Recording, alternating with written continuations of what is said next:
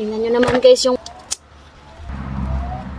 Hello mga guys! Welcome to another vlog. Dito pala ako ngayon sa garden, no? Yung mga ampalaya natin dito, kailangan ng kunin. Ilagay natin to sa frozen. Prepare na tayo for winter kay next month. Wala na. Mamamatay na rin to. At hindi na rin ako nagbunot ng damo kasi nga sayang lang yung effort natin. Mamamatay din yung mga damo pagdating ng autumn. Ito yung next batch. Pero ngayon, yung kukunin lang natin is yung malalaki. Ang laki.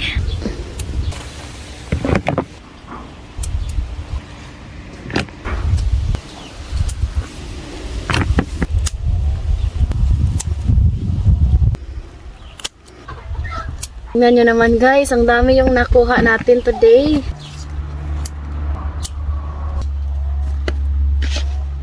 Ito lahat yung na-harvest ko ngayon. And meron pa tayong sitaw na kailangang kunin din kay malaki na. Pati okra. Ayan o. Pahimusla na to ni kay next month. Wala na.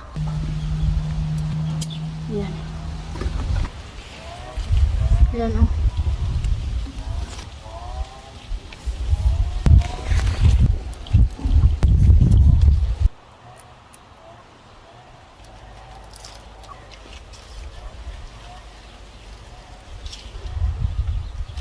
Hindi pa to pwede. Ang dami ng bunga oh. Ito. Hindi man to pareha sa Pilipinas na mahaba. Ito okay na tong ganito ka haba guys.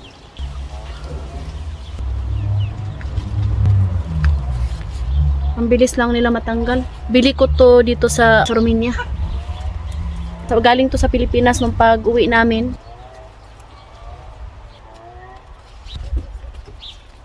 Nung nakaraang araw, naka-harvest na ako ng sitaw. Ang dami rin. Tapos ngayon, oh.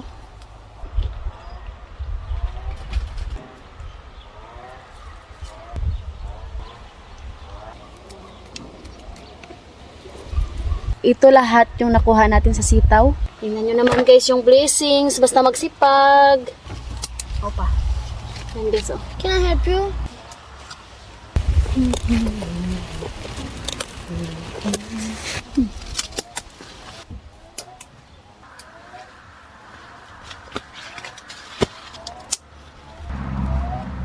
Ito lahat yung harvest natin sa ating okra. Nakailang harvest na tayo sa ating mga pananim dito sa garden. Thank you Lord. Sobrang saya ako talaga guys. Marami yung ampalaya, sitaw, at meron kaunting okra. So, thank you Lord sa lahat ng blessings, sa kasipagan, at thank you din sa ating mga gulay dito sa ating bakuran. Maraming salamat din sa inyong lahat. Don't forget to like and subscribe our YouTube channel and Facebook page, The Petri Family. We love you all!